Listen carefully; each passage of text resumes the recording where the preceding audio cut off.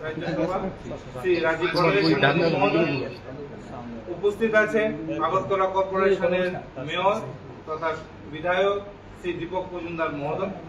আজকের এই সাংবাদিক সম্মেলনের বিস্তারিত তথ্য তুলে ধরবেন প্রদেশ সভাপতি তথা সাংসদ শ্রী রাজীব ভট্টাচার্য মহোদয়। আমি ওনাকে অনুরোধ করছি আজকের এই সাংবাদিক সম্মেলনের বিস্তারিত তথ্য আপনাদের সামনে তুলে ধরার জন্য। সাংবাদিক বন্ধুদের অনেক অনেক স্বাগত জানাচ্ছি।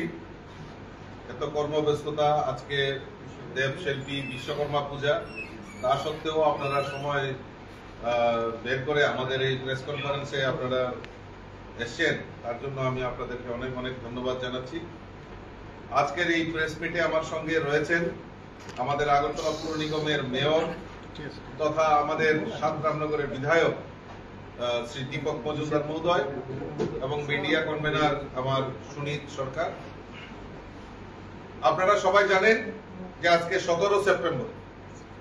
এই ১৭ সেপ্টেম্বর আমাদের দেশের যশস্বী প্রধানমন্ত্রী নরেন্দ্র মোদীজির আজকে শুভ জন্মদিন। কাজেই এই প্রেস কনফারেন্সের মাধ্যমে আপনাদের মাধ্যমে ভারতের যশস্বী প্রধানমন্ত্রী নরেন্দ্র মোদীজিকে আজকের এই প্রেস কনফারেন্স থেকে ভারতীয় জনতা পার্টির তরফ থেকে তথা ত্রিপুরাবাসীর পক্ষ থেকে উনাকে অনেক অনেক শুভেচ্ছা অভিনন্দন জানাচ্ছি। তার পাশাপাশি আজকে আরো একটা গর্বের দিন, যার জন্য আপনাদেরকে এখানে ডাকা হয়েছে, যে আমাদের দেশের যশস্বী প্রধানমন্ত্রী নরেন্দ্র মোদীজি তৃতীয়বারের মতো প্রধানমন্ত্রী হওয়ার পর আজকে উনি ১০০ দিন, সরকারের ১০০ দিন অতিক্রান্ত করেছেন। এই ১০০ দিনে কি কি কাজ উনি করেছেন সেটা তুলে ধরার জন্যই আজকে আপনাদেরকে এখানে ডাকা হয়েছে। উনার যে প্রাথমিকতা, উনার সরকারের এই ১০০ দিনের যে প্রাথমিকতা, সেটা হলো গরিব কল্যাণ, নিরাপত্তা ও গৌরবে। এই জিনিসগুলিকে প্রাধান্য দিয়ে আমাদের মোদীজি কাজ করে চলছেন। ইতিমধ্যে আপনারা জেনে খুশি হবেন এই ১০০ দিনের মধ্যে প্রায় যে সমস্ত প্রকল্পগুলি উনি করেছেন সেগুলি প্রায় ১৫ লক্ষ কোটি টাকারও বেশি আমাদের মোদীজি সেখানে উনি করেছেন।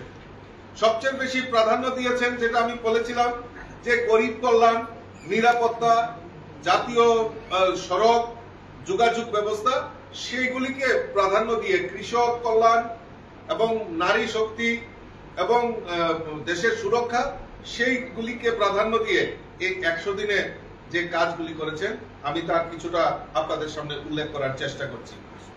আপনারা জেনে খুশি হবেন যে আমাদের এই ১০০ দিনের মোদীজির তৃতীয়বার প্রধানমন্ত্রী হওয়ার পর ১০০ দিনের যে কর্মসূচি, তার মধ্যে যোগাযোগ ব্যবস্থাকে প্রাধান্য দিয়ে ইতিমধ্যে রেলপথ বলুন, বিমানপথ বলুন, বন্দর বলুন, সমস্ত কিছুর মান উন্নয়নকে আমাদের মোদীজি সেটা প্রাধান্য দিয়েছেন।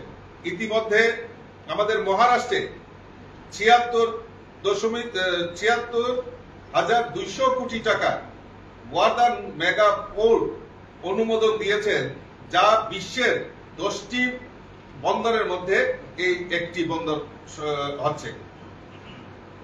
প্রধানমন্ত্রী গ্রামীণ সড়ক যোজনা PMJSY-4 এর অধীনে ৪৯,০০০ কোটি টাকা কেন্দ্রীয় সহায়তায় ২৫,০০০ গ্রামকে সংযুক্ত করার প্রায় ৬২,৫০০ কিলোমিটার রাস্তা এবং সেতু নির্মাণের জন্য ভারত সরকার আমাদের প্রধানমন্ত্রী এর মধ্যে অনুমোদন দিয়েছেন।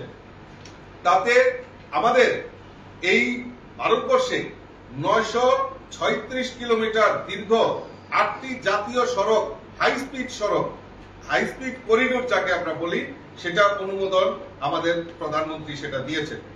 কৃষক মিত্র মোদী, অর্থাৎ এই কিষাণ সম্মান নিধি এবং কৃষকের আয় দ্বিগুণ করার লক্ষ্যে আমাদের মোদী সরকার এই ১০০ দিনের এর আগেও উনি করেছেন, এখনো ১০০ দিনের এই প্রকল্পের মধ্যে উনি নিয়েছেন প্রধানমন্ত্রী কিষাণ সম্মান নিধি প্রায় ১৭তম কিস্তি এখনো দেওয়ার প্রস্তুতি নিয়েছেন, যার ফলে আমাদের এই ভারতবর্ষে প্রায় ২০,০০০ কোটি টাকা ৯.৩ কোটি কৃষকের মধ্যে বিতরণ করার ব্যবস্থা নেওয়া হয়েছে ইতিমধ্যে।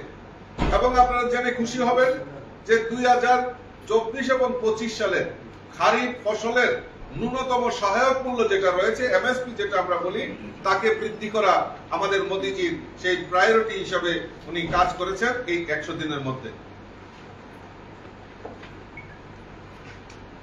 আমরা জানি যে আমাদের ভারতবর্ষে নতুন এই ভারতের সুরক্ষাকে সমৃদ্ধশালী করা সেটা মোদিজির প্রাথমিকতা রয়েছে। এই কৃষি কল্যাণ এবং কৃষিকে মানে বেসড করে আমাদের অর্থনীতি, ভারতবর্ষের অর্থনীতিকে বুনিয়াদ শক্তিশালী করার লক্ষ্যে আমাদের সরকার বিভিন্ন পরিকল্পনার মাধ্যমে আমাদের ভারতবর্ষের কৃষকদেরকে সহায়তা করছে। ইতিমধ্যে আপনারা জেনে খুশি হবেন জম্মু কাশ্মীরে প্রায় 3300 কোটি টাকা কৃষি প্রকল্প এবং উন্নয়নমূলক প্রকল্পের সূচনা আমাদের মোদিজি করেছে। কৃষি খাতে ব্যাপক পরিবর্তন আনতে স্টার্টআপ ও গ্রামীণ উদ্যোগগুলিকে সহায়তা করার জন্য এগ্রিশিওর নামে একটি নতুন তহবিল চালু করা হয়েছে, যেটা আমাদের কৃষকদের ক্ষেত্রে সেটা সহযোগী হবে বলে আমি মনে করি। আপনারা জানেন যে আমাদের ট্যাক্স দিতে হয়, সেই ট্যাক্সের ক্ষেত্রেও করের ক্ষেত্রেও ছাড় আমাদের মোদিজি সেখানে ঘোষণা করেছেন। আয়কর মুক্ত সময়সীমা 7 লাখ পর্যন্ত সেখানে বাড়ানো হয়েছে। এটা আমাদের মোদিজি এই 100 দিনের প্রকল্পের মধ্যে করা হয়েছে। সরকারি কর্মচারীদের উপহার ঐক্যবদ্ধ পেনশন স্কিম চালু হয়েছে, ইউনিফাইড পেনশন স্কিম যেটাকে আমরা বলি। 25 বছর চাকরির অভিজ্ঞতা সম্পন্ন কর্মচারীরা গড় বেসিক বেতন 50% পেনশন হিসাবে পাবেন। এবং সবচেয়ে এটা আমরা জানি এর আগেও মোদিজি সেখানে সেটা ঘোষণা করেছিলেন, এক পদ আর এক পেনশন। যারা নিরাপত্তা রক্ষী হিসেবে কাজ করেন তাদের জন্য আমাদের মোদিজি 1 র্যাঙ্ক 1 পেনশন সেটা চালু করেছিলেন। আর সেটা যাতে ভালোভাবে বাস্তবায়িত হয় নিরাপত্তা বাহিনীদের জন্য, তাদের পরিবারের জন্য সেটা সহায়ক হবে বলে আমি মনে করি। মধ্যবিত্ত যারা রয়েছেন বা তাদের জন্য স্বস্তির ব্যবস্থা আমাদের প্রধানমন্ত্রী করেছেন। ইতিমধ্যে আপনারা সবাই জানেন মোদিজি প্রধানমন্ত্রী হওয়ার আগে কমিটমেন্ট ছিল যে আরো ভারতবর্ষের আরো 3 কোটি গরিব মানুষের পাকা বাড়ির জন্য উনি সহায়তা করবেন। আর এই 100 দিনের প্রথম যে পদক্ষেপ, প্রথম ফার্স্ট ক্যাবিনেটে আমাদের দেশের যশস্বী প্রধানমন্ত্রী নরেন্দ্র মোদীজি প্রধানমন্ত্রী আবাসন যোজনায় 3 কোটি গরিবদেরকে বাড়ি দেওয়ার জন্য উনি অনুমোদন করেছেন। তাতে শহরের প্রকল্পের অধীনে 1 কোটি এবং গ্রামীণ অঞ্চলে 2 কোটি বাড়ি নির্মাণের ব্যবস্থা আমাদের প্রধানমন্ত্রী নরেন্দ্র মোদীজি করেছেন। আমরা জানি যে আমরা বিকল্প এনার্জি, বিকল্প শক্তি হিসাবে এই বিদ্যুৎ, সৌর শক্তিকে কাজে লাগিয়ে বিদ্যুৎ নির্মাণ করা এবং সেখানে বিকল্প এনার্জি হিসাবে আমরা সৌর শক্তিকে দেখতে পাই। তাই প্রধানমন্ত্রী সূর্য ঘর মুফট বিদ্যুৎ যোজনার অধীনে 2024 সালের জুন থেকে আগস্ট পর্যন্ত প্রায় 2.5 লক্ষ বাড়িতে সৌর শক্তির ব্যবস্থা সেখানে আমাদের প্রধানমন্ত্রী সেখানে করেছেন। তার জন্য আমি আজকের এই সম্মেলন থেকে আমি অনেক অনেক ধন্যবাদ এবং শুভেচ্ছা জানাচ্ছি। যুব শক্তি বৃদ্ধি, যুবকদের দক্ষতা উন্নয়নের জন্য 2 লাখ কোটি টাকার প্রধানমন্ত্রী প্যাকেজ ঘোষণা করা হয়েছে। পরবর্তী 5 বছরে 41 মিলিয়ন কোটি যুবকদের উপকার হবে বলে আমি সেখানে মনে করছি। আমরা জানি যে নারী শক্তি, আমরা আমাদের দেশের প্রধানমন্ত্রী 2014 সালে নরেন্দ্র মোদীজি প্রধানমন্ত্রী হওয়ার পর এই নারী শক্তিকে ক্ষমতায়নের জন্য বিভিন্ন পরিকল্পনার মাধ্যমে নারী শক্তিকে জাগরণ করার এবং নারী শক্তিকে সমৃদ্ধশালী করার জন্য দেশের প্রধানমন্ত্রী নরেন্দ্র মোদীজি নারী ক্ষমতায়নের উপর বিশেষ গুরুত্ব দিয়েছেন। যার জন্য দীনদয়াল অন্ত্যোদয় যোজনা, জাতীয় গ্রামীণ জীবিকা মিশন এর মাধ্যমে 10 কোটি মহিলাকে সংগঠিত করে 90 লাখেরও বেশি স্বনির্ভর গোষ্ঠী, এসএইচজি গোষ্ঠী গঠন করা হয়েছে অলরেডি।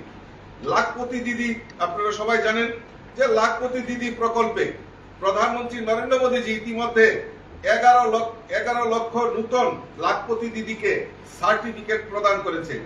1 কোটিরও বেশি লাখপতি দিদির বার্ষিক আয় প্রায় 1 লাখেরও বেশি, সেটা আমাদের নরেন্দ্র মোদীজি সেই করতে করেছেন, তার জন্য আজকের এই সম্মেলন থেকে ওনাকে ধন্যবাদ জানাই। মুদ্রা ঋণ যেটা আমরা জানি 10 লক্ষ টাকা ছিল, সেটা নরেন্দ্র মোদীজি 10 লক্ষ থেকে সেটা 20 লক্ষ পর্যন্ত বাড়ানো হয়েছে। মোদীজি সরকার সেই সিদ্ধান্ত নিয়েছে। পিছিয়ে পড়া সম্প্রদায় অর্থাৎ এই জনজাতিদের ক্ষমতায়ন, প্রধানমন্ত্রী উন্নত জনজাতি গ্রাম অভিযানের অধীনে 63,000 উপজাতি গ্রামের উন্নয়ন, জনজাতি গ্রামের উন্নয়ন করা হবে, যার জন্য 5 কোটি জনজাতি সামাজিক আর্থিক ব্যবস্থার উন্নয়ন করবে। সেটা আমাদের নরেন্দ্র মোদীজি সেখানে সিদ্ধান্ত নিয়েছেন, তার জন্য আমি ওনাকে ধন্যবাদ জানাই। আপনারা জানেন স্বাস্থ্য যেটা আমাদের কাছে সবচেয়ে বড় ইম্পর্টেন্ট বিষয়, আয়ুষ্মান ভারত প্রকল্পে সম্প্রসারণ, সেখানে আমরা 70 বছর বা তার বেশি বয়সী সকল যত নাগরিকরা রয়েছে তাদেরকে 5 লক্ষ টাকা পর্যন্ত বিনামূল্যে চিকিৎসার যে সুবিধা আমাদের দেশের যশস্বী প্রধানমন্ত্রী কাঁধে তুলে নিয়েছেন, যার ফলে প্রায় আমাদের এই ভারতবর্ষে 4.5 কোটি পরিবার, প্রায় 6 কোটি প্রবীণ নাগরিক এই আওতায় সেখানে আসবে। 75,000 নতুন মেডিকেল আসন যোগ করা হয়েছে, যা স্বাস্থ্য পরিষেবার ব্যবস্থাকে আরো কার্যকর বেশি করবে এবং বিদেশে মেডিকেল শিক্ষার উপর নির্ভর করতে হবে না, যেটা আমাদের দেশের যশস্বী প্রধানমন্ত্রী নিয়েছে। আমরা সবাই জানি যে দেশের সুরক্ষা এবং সমস্ত নাগরিকদের অধিকার, এই সুরক্ষাটাকে ঠিক রাখার জন্য আমাদের দেশের যশস্বী প্রধানমন্ত্রী 1 জুলাই 2024 সালে 3টি নতুন আইন প্রবর্তিত করেছেন, যা হলো ভারতীয় ন্যায় সংহিতা, ভারতীয় নাগরিক সুরক্ষা, ভারতীয় সাক্ষ্য আইন।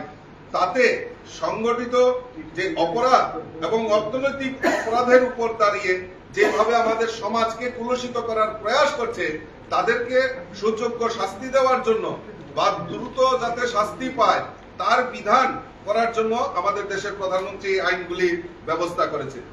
আপনারা নিরাপত্তা, যেটা আমাদের মাননীয় প্রধানমন্ত্রীজির যে মূল লক্ষ্য, যে আমাদের নিরাপত্তা, আমাদের সেফটি, আমাদের সিকিউরিটি, তাকে প্রাধান্য দিয়েও আমাদের মোদী সরকার এই 100 ডেজে কাজ করছে, যার জন্য 35 বছর আমাদের এই ত্রিপুরা রাজ্য সংঘাতের পর গত 4 সেপ্টেম্বর NLFT ATTF এর সাথে একটি শান্তি চুক্তি হয়েছে, যার অধীনে প্রায় 328 জন সশস্ত্র কর্মী হিংসা ত্যাগ করে সমাজের মূল ধারায় যোগদান করেছেন।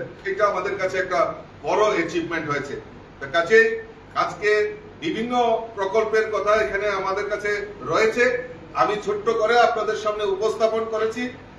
আর এই 100 দিনে মূল লক্ষ্য মোদীজির তৃতীয়বার প্রধানমন্ত্রী হওয়ার পর যে প্রাথমিকতা সমাজের প্রত্যেকটা অংশের নাগরিককে, চাহে গরিব হোক, শ্রমিক হোক, কৃষক হোক, মহিলা হোক, যুবক হোক, নিরাপত্তা হোক, দেশের সুরক্ষার ক্ষেত্রেই হোক, ভারতবর্ষের প্রধানমন্ত্রী নরেন্দ্র মোদীজি নিরন্তর কাজ করে চলছেন। আর এই কাজের জন্য আজকে আমরা গর্বিত যে আজকে 100 দিন তার পূর্ণ হয়েছে।